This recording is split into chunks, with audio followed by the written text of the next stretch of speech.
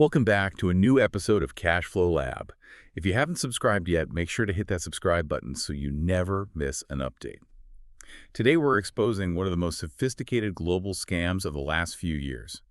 The Chinese toll payment scam, a billion-dollar criminal operation that uses fake text messages to steal your credit card. Okay, let's unpack this.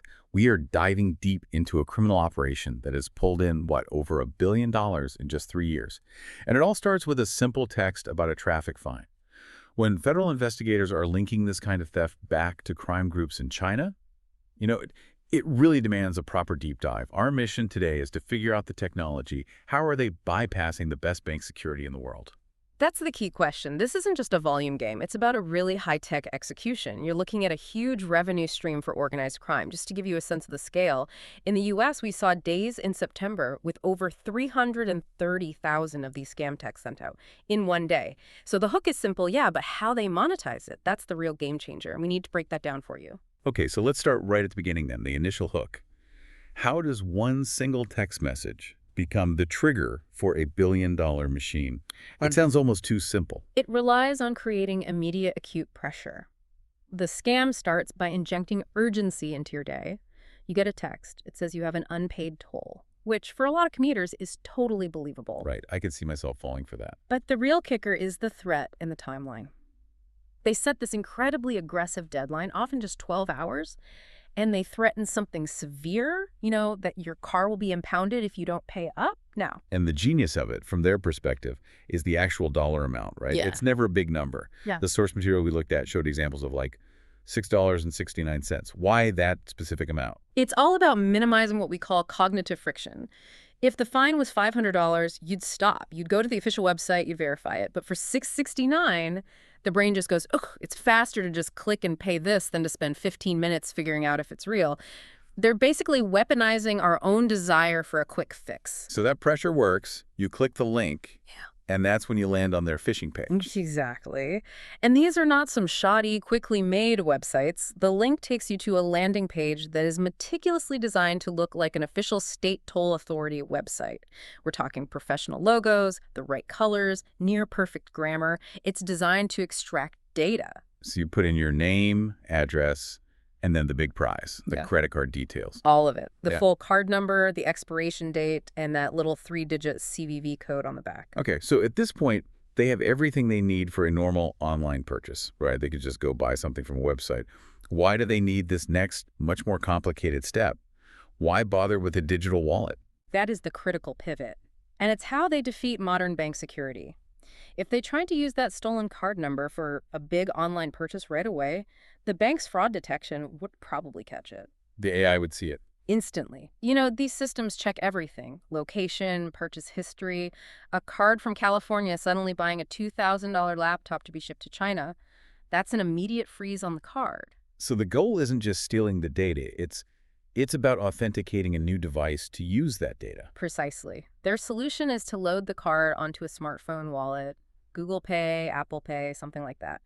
When you do that, the bank does more than just check the CVV. They start a two-factor authentication process. They send a one-time passcode, an OTP, to the real cardholder's phone or email to make sure it's really you. And this OTP, this code that's designed to protect you, is what the scammers turn against you.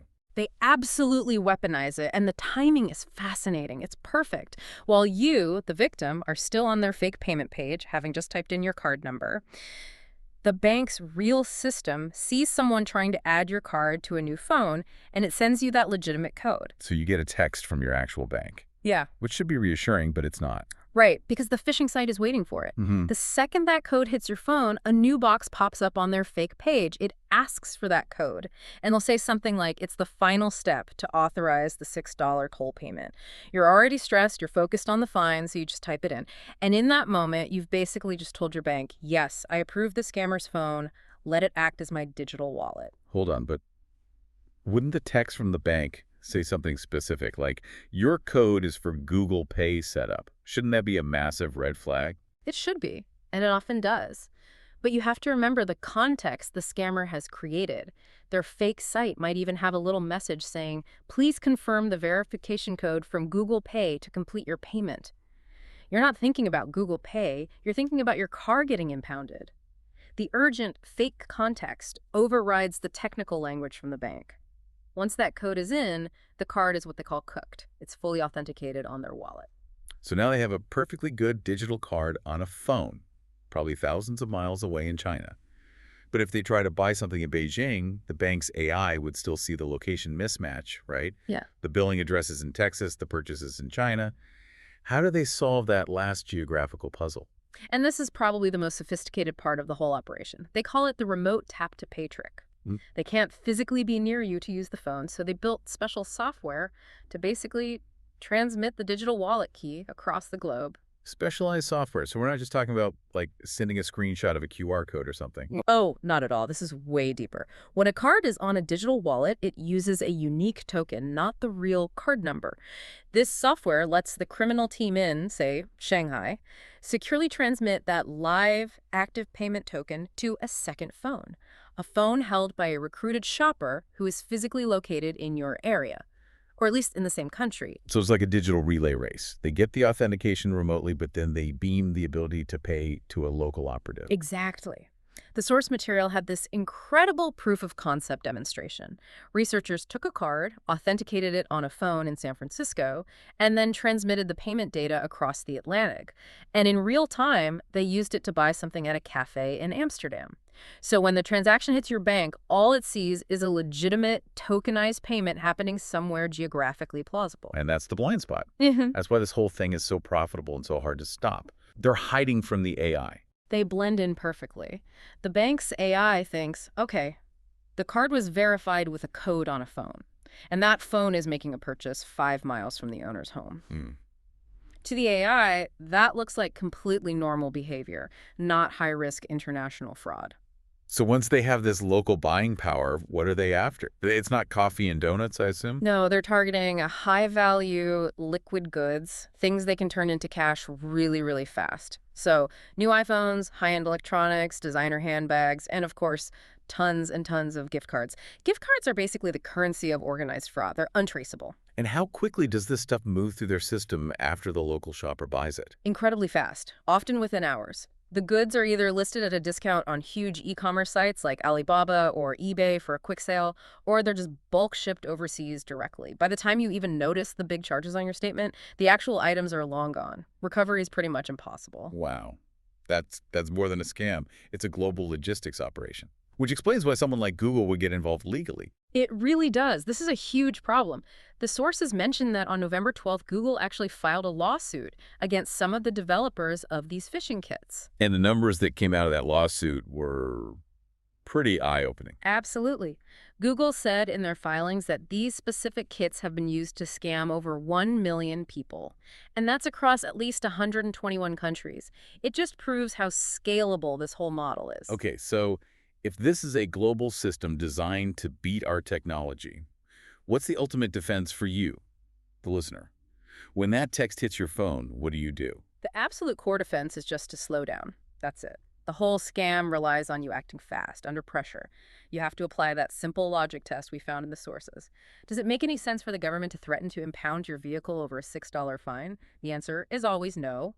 If the punishment doesn't fit the crime, it's a scam. That critical thinking is key.